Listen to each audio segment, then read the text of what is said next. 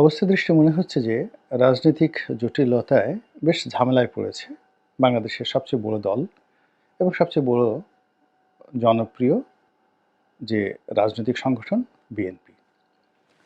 যেভাবে খুব সহজে আমরা মনে করেছিলাম যে নির্বাচনের পরপরই বিএনপি ক্ষমতায় চলে আসবে এবং সব কিছু বিএনপির নিয়ন্ত্রণে থাকবে এবং বিএনপি যেভাবে চাইবে একক কর্তৃত্বে তারা অতীতের মতো করে ২০ দলীয় জোট বা ৭০ দলীয় জোট করতে পারবে এবং তারা যেভাবে যাকে চাইবে সেভাবে তাকে পাবে। এর কারণ হলো যেহেতু তারা ক্ষমতায় যাচ্ছে, কাজেই তাদের আনুকূল্য পাওয়ার জন্য, বন্ধুত্ব পাওয়ার জন্য সবাই আনকন্ডিশনালি কোনো রকম শর্ত ছাড়াই তাদের সঙ্গে বন্ধুত্ব করবে। কিন্তু এখন দিনকে দিন পুরো পরিস্থিতি তাদের জন্য বুমেরাং হয়ে পড়েছে। এই মুহূর্তে বিএনপির রাজনৈতিক অঙ্গনে কোনো বিশ্বস্ত ট্রাস্টওয়ার্দি, যেটাকে ইংরেজিতে বলা হয় ট্রাস্টওয়ার্দি, ডিপেন্ডেবল, যার প্রতি নির্ভর করা যায়, ওয়ার্কেবল, যার কার্যক্ষমতা রয়েছে এবং পপুলারিটি রয়েছে অ্যান্ড ইফেক্টিভ, সেই ইফেক্টিভনেস রয়েছে, এরকম কোনো বন্ধু, কোনো ব্যক্তি, কোনো গোষ্ঠী বিএনপির পাশে আছে আমার কাছে মনে হচ্ছে না।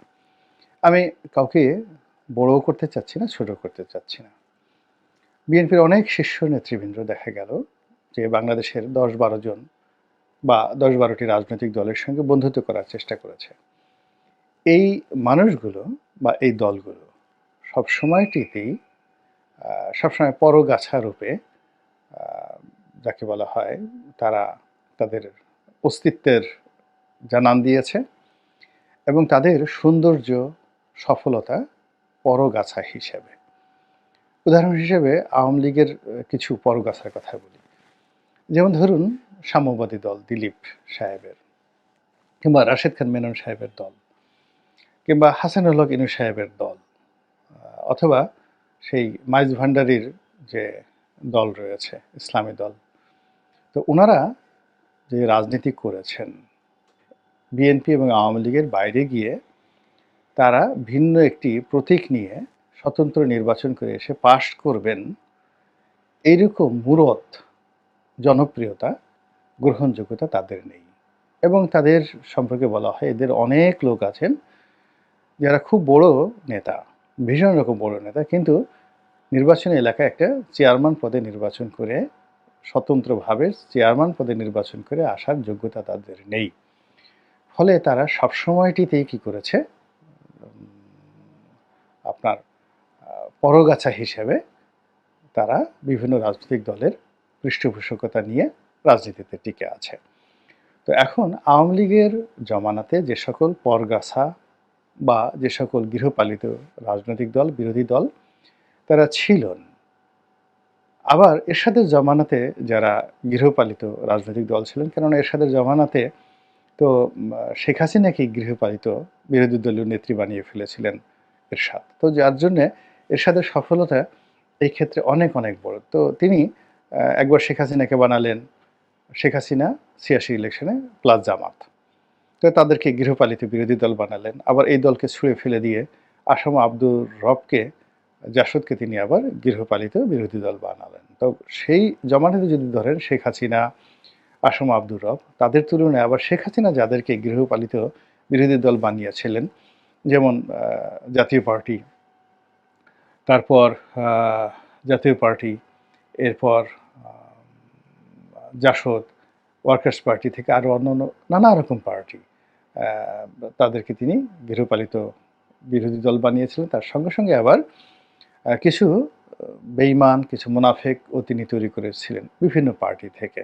যেমন উকিল আব্দুস সাত্তারকে তিনি বিএনপি থেকে ছাড়িয়ে নিয়ে গিয়েছিলেন, কিংবা বিএনপির যে সকল নেতাদেরকে ভয়ভীতি দেখিয়ে দলের বিরুদ্ধে নিয়ে তাদেরকে শপথ গ্রহণ করতে বাধ্য অথবা প্রলুব্ধ, যেটা করেছিল, এটাও আওয়ামী লীগের এক ধরনের সফলতা। আপনি নিন্দা করতে পারেন, মন্দ বলতে পারেন, কিন্তু এই কাজটি তারা করতে পেরেছিলেন। ফলে বিএনপির যে সকল নেতৃবৃন্দ পার্লামেন্টে গিয়েছিলেন, তাদের ব্যাপারে বিএনপি পরে যে ব্যবস্থা নিয়েছে ৪ বছর পরে, সেই ব্যবস্থাটা কিন্তু তারা প্রথম দিকে তারা নিতে পারেননি।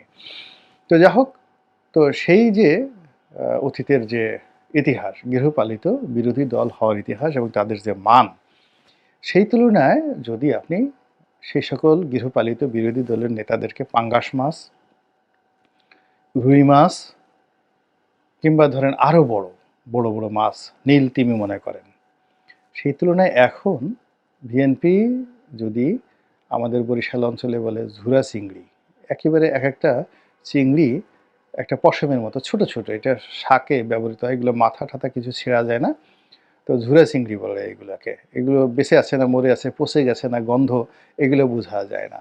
তো দক্ষিণাঞ্চলে এরকম চিকন জাল দিয়ে এরকম ছোট ছোট চিংড়ি, এগুলো বাচ্চা চিংড়িও না, এগুলোকে বলা হয় ঝুরা চিংড়ি। তো এরকম ঝুরা চিংড়ি ভর্তা করার জন্য এগুলো লাগে, আর এগুলো ভাজি করে তারপরে শাকের মধ্যে এগুলো দিয়ে দক্ষিণাঞ্চলের মা বোনেরা রান্না করে। তো জাতীয় পার্টির জমানাতে এবং আওয়ামী লীগ জমানাতে যারা গৃহপালিত বিরোধী দল ছিল, তাদের এক একটা নেতার যে উচ্চতা, যদি আপনি রুই মাছ ধরেন, পাঙ্গাস মাছ ধরেন, হাঙ্গরের ধরেন, সেই তুলনায় এখন যারা আছেন এদেরকে আপনি ঝুরা চিংড়ি ছাড়া আর কিছু বলতে পারবেন না। কিন্তু অবাক করার ব্যাপার হলো যে এই ঝুরা চিংড়িগুলোও এই জমানাতে অনেকে পাঙ্গাস মাছের মতো লাভ দিচ্ছে, আইড় মাছের মতো, যাকে বলা হয় তারা দুই পাশে দিয়ে কাটা বের করে ফেলছে, হাঙ্গরের মতো হা করছে, হা করার পরেও তারা বিএনপির সঙ্গে খেলছে, বিএনপি তাদের সঙ্গে কিন্তু খেলতে পারছে না। আমি নাম বললাম না, আপনারা স্পষ্টতই বুঝতে পারবেন। ফলে পুরো রাজনৈতিক অঙ্গনে বিএনপি বলতে গেলে একা হয়ে গেছে এবং একাই তাকে লড়াই করতে হবে।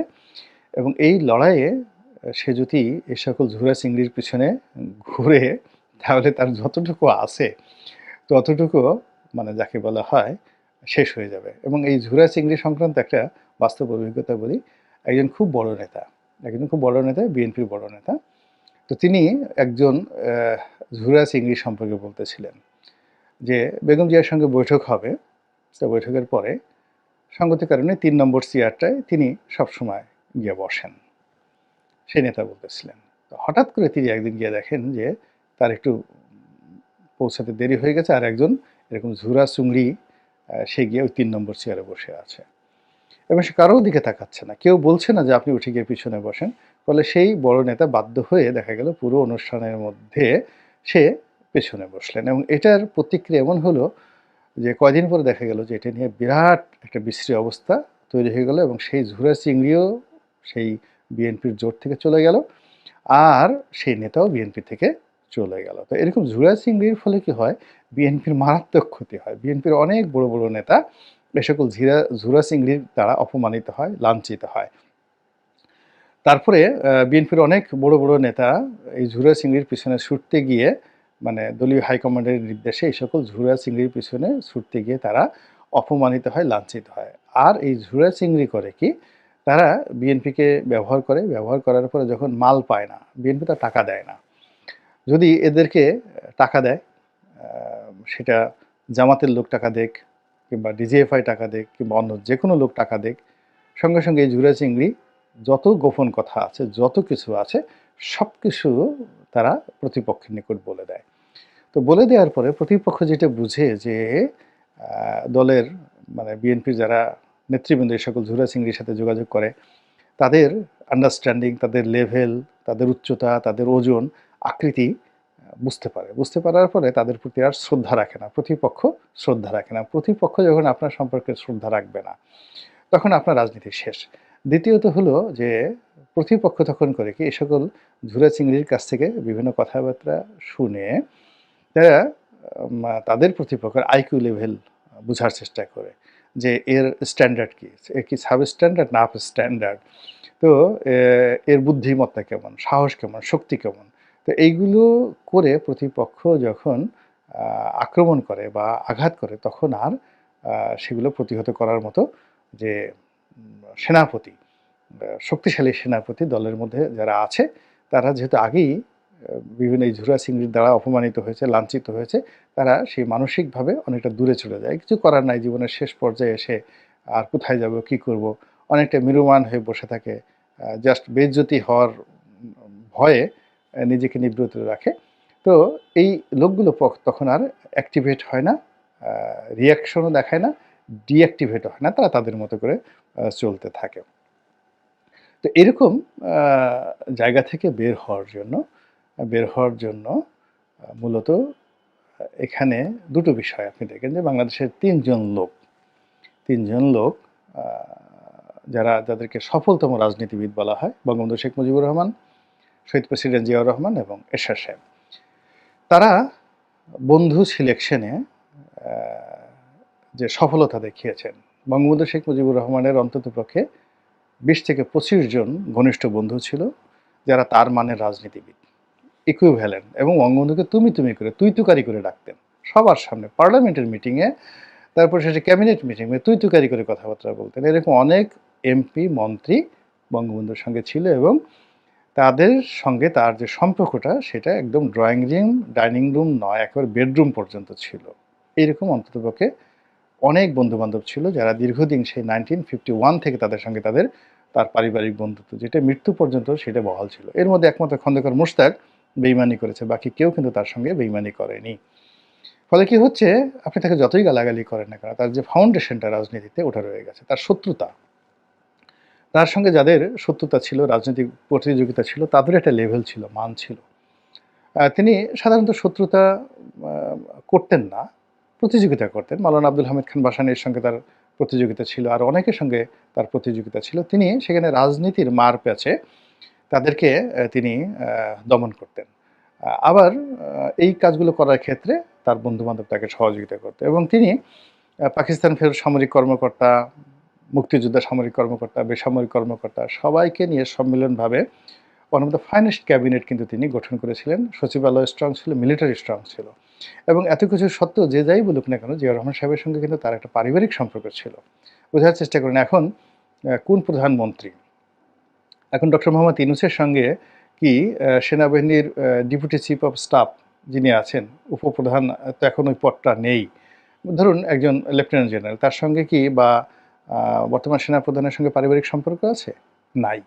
কিন্তু এই সম্পর্কটা কিন্তু ছিল যাকে বলা হয় আ আ বঙ্গবন্ধুর সঙ্গে। ফলে রাজনীতিতে তিনি অমরত্ব লাভ করেছেন। জিয়াউর রহমান সাহেব তার নিজের অফিসিয়াল ব্যক্তিগত সম্পর্কটা তিনি করতে পেরেছেন। কিন্তু বঙ্গবন্ধুর মতো তিনি পারিবারিক সম্পর্ক স্থাপন করতে পারেননি। কেননা পারিবারিক সম্পর্ক স্থাপন করার জন্য ছেলে-মেয়ে, স্ত্রীকে পলিটিক্যাল হতে হয়। তো ছেলে-মেয়ে, স্ত্রী পলিটিক্যাল হতে হয়, ঘরকে ওরকম রাখতে হয়। কিন্তু জিয়াউর রহমান করতেন কি, তিনি তার ঘরকে হয়তো তিনি ওইভাবে রেখেছেন বা তার স্ত্রীকে তিনি পলিটিক্যাল কাজে ইনভলভ করতে চাননি। তিনি তার অফিসকে এবং তার ব্যক্তিগত কর্মকে তিনি ওপেন করে দিয়েছেন জাস্ট লাইক পলিটিক্যাল। যেকোনো লোক তার সঙ্গে কথা বলতে পারত যেকোনো সময়। অর্থাৎ বঙ্গবন্ধু যে কাজটি অফিসে করতেন এবং বাসায় করতেন, সেই একই কাজটি তিনি অফিসে করতেন জিয়াউর রহমান সাহেব।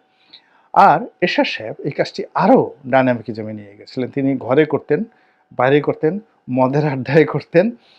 তারপরে শেষে দুর্নীতির টাকা ভাগাভাগি করা থেকে শুরু করে সকল কর্মে তিনি এই যাকে বলা হয় রাজনীতি করতেন।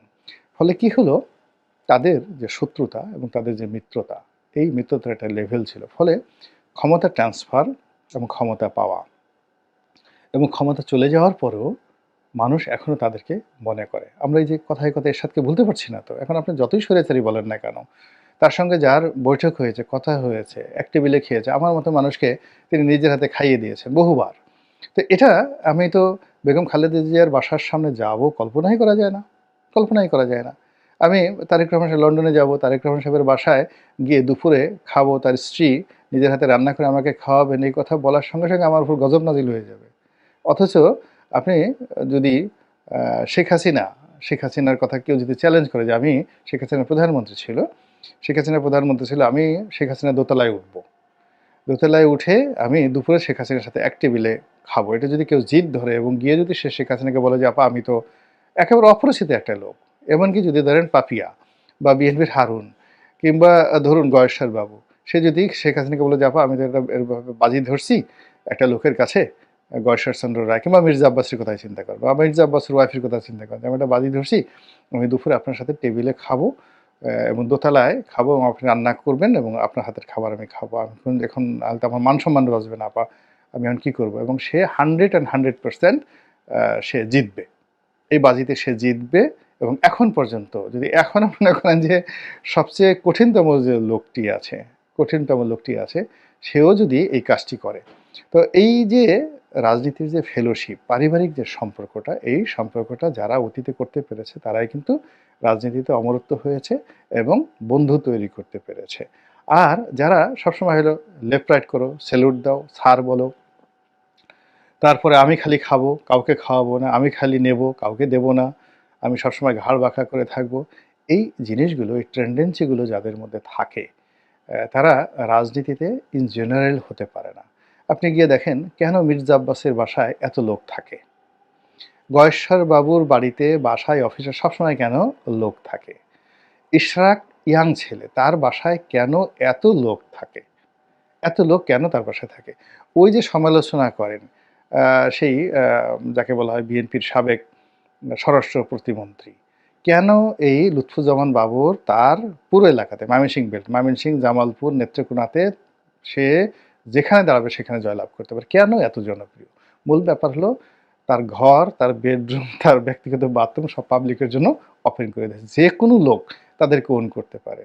যেকোনো লোক তাদেরকে নিজের অফিসে নিয়ে আসতে পারে, বাসায় নিয়ে আসতে পারে, আর তারাও যেকোনো মানুষের সাথে দেখা করতে পারে। এই যে যাকে বলা হয় মানে পাবলিক ওরিয়েন্টেড অ্যাটিটিউড, এই কারণে বিএনপির যে সকল নেতা, আওয়ামী লীগের যে সকল নেতা এই জিনিসগুলো বেশি করেছে।